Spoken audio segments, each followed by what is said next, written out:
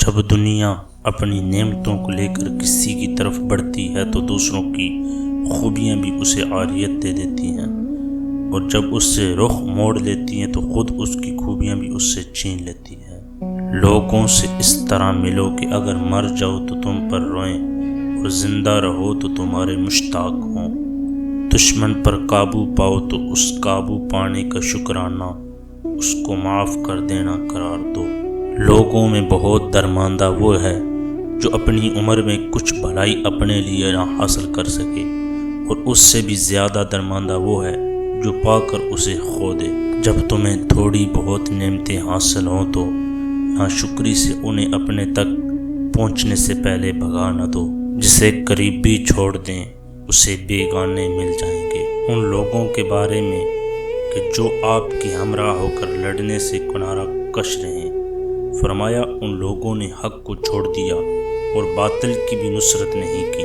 جو شخص امید کی راہ میں دوڑتا ہے وہ موت سے ٹھوکر کھاتا ہے۔ جسے اس کے اعمال پیچھے ہٹا دیں اسے حسب و نسب آگے نہیں بڑھا سکتا۔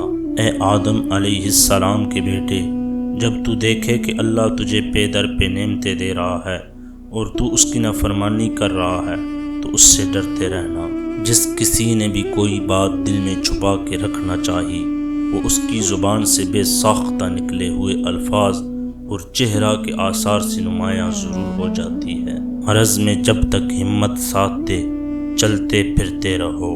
جب تم دنیا کو پیٹھ دکھا رہے ہو اور موت تمہاری طرف رخ کیے ہوئے بڑھ رہی ہے تو پھر ملاقات میں دیر کیسی؟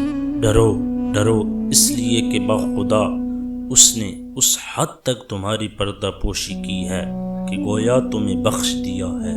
سخاوت کرو لیکن فضول خرچی نہ کرو، اور جز رسی کرو مگر بخل نہیں۔